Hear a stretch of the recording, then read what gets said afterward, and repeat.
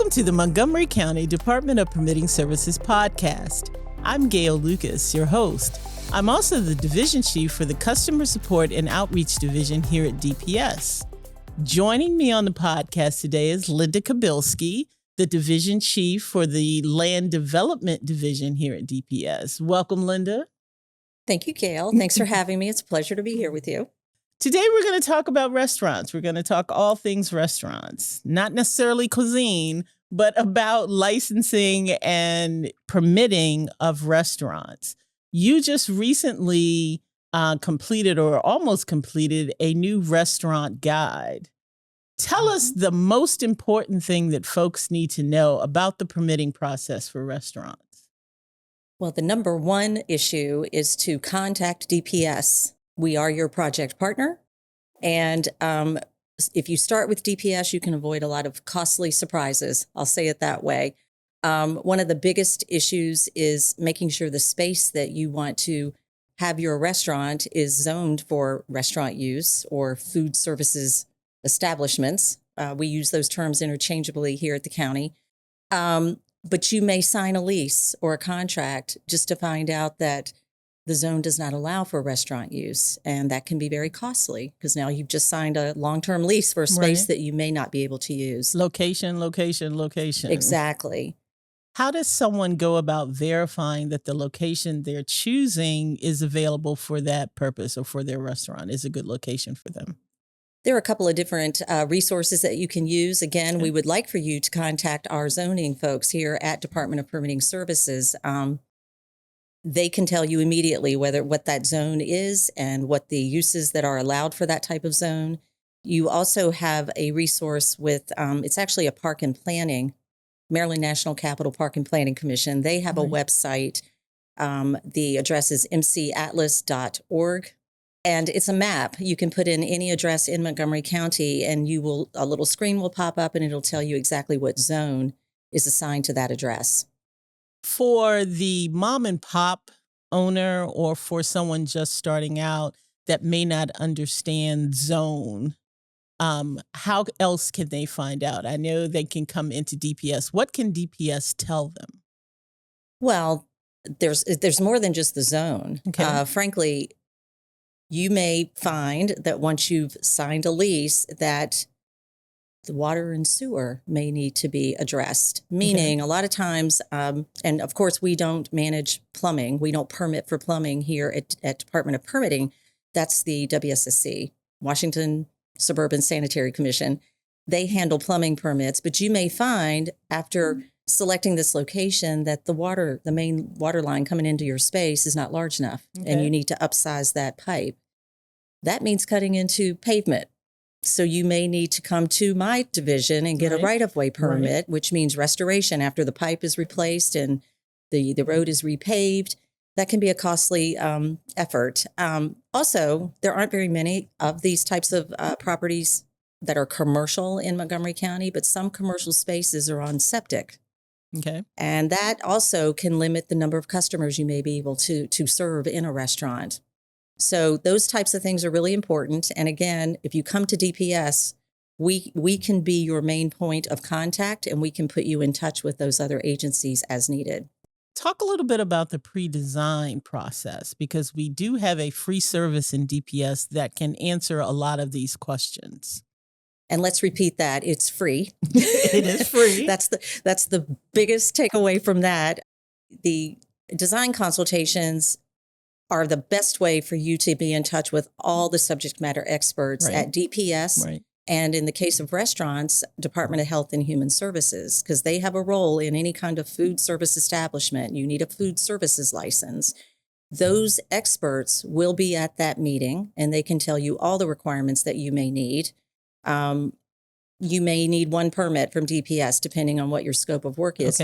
You may need a multitude of permits from DPS.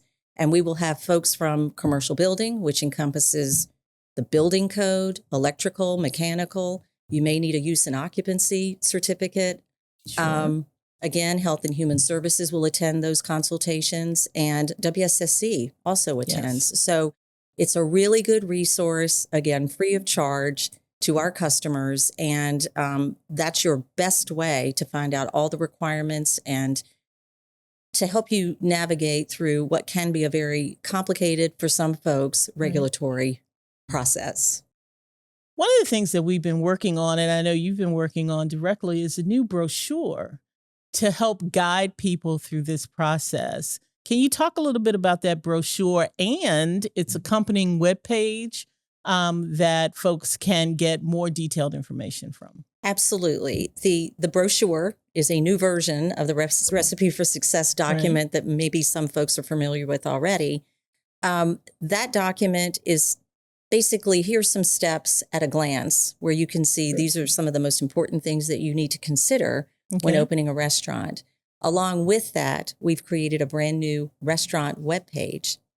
Both, and I think this is important to note, both of them are geared toward people who want to move into an existing space. Okay. This is not intended for people that are building from the ground up. Right. However, the brochure, it has our website on there. The restaurant website is listed. It's montgomerycountymd.gov/DPS-restaurants. Okay. That will take you to a brand new webpage that is heavy on content and very important, helpful resources. So we highly encourage folks to visit that website. You can do it today. It's live and it's available. It is live now. It is live. Give us the URL one more time. montgomerycountymd.gov/DPS-restaurants. Okay, thank you. Both the brochure and the webpage go hand in hand. Again, the brochure is a very concise, small document. So at a glance, you can see the steps that may be involved. And then the webpage goes into all that heavy content. And there's fantastic resources on the webpage. For example, one of the requirements DPS has is if you are submitting plans to us, they need to be designed and prepared by an architect or a licensed engineer. We have a link to the Department of Labor's licensing website where you can go find the licensed architects and the licensed engineers in the state of Maryland. Those types of resources are throughout both the webpage and in this brochure. One of the more I think nice things that we've done with the brochure, we have phone numbers and email addresses that are direct contacts. So you're reaching out to a person, not a, MC311. You can get into direct touch with the subject matter experts for those agencies, including DPS. One of the things that we've talked a lot about is hiring experts. Is it helpful to hire someone to be your permit expediter, for instance, or hire someone to kind of hold your hand through the process? Would these be things that would be recommended for these small businesses, for mom and pop businesses? Absolutely. Of course, if you're going to hire a permit expediter, the big advantage is they know Montgomery County's process. Right. And it's not just Department of Permitting. They deal with some of these other agencies as well. There is a cost associated with that. Absolutely. One of the other things that we actually recommend in the new soon to come Recipe for Success brochure is that we do recommend that before you sign a lease that you hire a leasing agent. Okay. There's no cost to the person leasing the space for that. Okay. The cost is, the property owner is paying that fee, but they can do a lot of that research as well. When you talk about, is this space adequate or is it appropriate for the use that you want to have? So those two are big. You have to hire a professional architect or engineer to submit plans to us. That is a state requirement. It's a DPS code requirement. So you do have to have and frankly, some of those professional designers also know our processes too, and they can submit on your behalf. You don't have to send the plans in and learn how to maneuver through our online services and project docs software programs. So highly encourage it, but just understand that especially with the permit expediter, there is a cost associated with that. So just be aware of that. One of the other big things that folks need to always keep in mind is the need for a use and occupancy. You may be moving into a space that had a different use. Talk a little bit about use and occupancy and what people need to pay attention to there. Sure. In your example, let's say the space that you want to move into for your restaurant was a shoe store. Right. Okay, that's a different use. That's retail. That's not restaurant. You may have a space in mind that doesn't have any existing UNO. Right. If that's the case, you must apply for a use and occupancy. That gives the county access to come into the space. You may need permits to bring the space up to code. Yes. That's another important thing to note because there are costs associated with that. Again, number one, you need to make sure that the use can be done in that zone. And the use and occupancy, when all the permits are issued and inspections have occurred, that tells us and you that space is safe for occupancy. Sure. That is the whole goal of the UNO. So that's another important thing to look at and to research. Make sure there is a UNO. If it was a restaurant, it's going to stay a restaurant. And we have a use and occupancy. That doesn't necessarily mean that you need to get a new UNO. If the zone is not, or that use is not allowed in that zone, you may need a change of use. And that can be more complicated. Process, that right. can be a lengthy process because it oftentimes involves parking planning. Okay.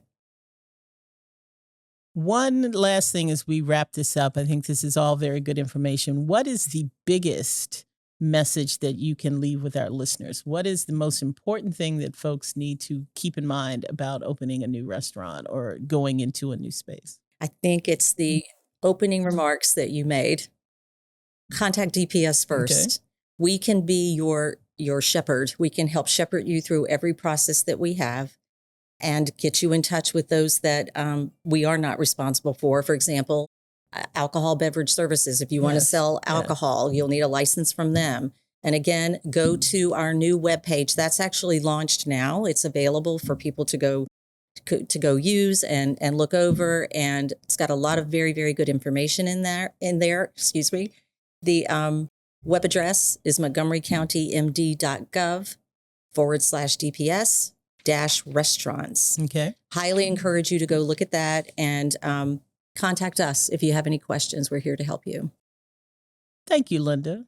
You're welcome. And thank you, our listeners. Remember, DPS is here to help you, our customers, succeed. We are your project partner, and we mean that sincerely. It's important to know when you need a permit and when you may not need a permit. If you have any questions about the permitting process, you can contact our customer service office at 240-777-0311, or you can come to the Montgomery County Department of Permitting Services. We're at 2425 Reedy Drive in Wheaton, Maryland. We are open every day, Monday through Friday, from 7:30 a.m. to 4 o'clock p.m., and we have folks in the office that can help you answer your questions, that can guide you through our process. Is there anything else, Linda, that you want to add? Is there anything else that you want to tell our listeners on our podcast?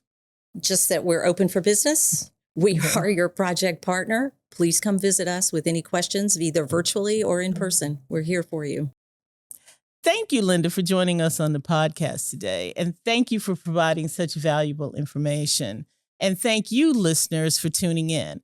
Please check out the Montgomery County Department of Permitting Services website, montgomerycountymd.gov/DPS, to find information and resources to help you with your next project. Got an idea for a topic, or do you have a question for an upcoming podcast? We want to hear from you. Email your ideas or your questions to dps.podcast@montgomerycountymd.gov.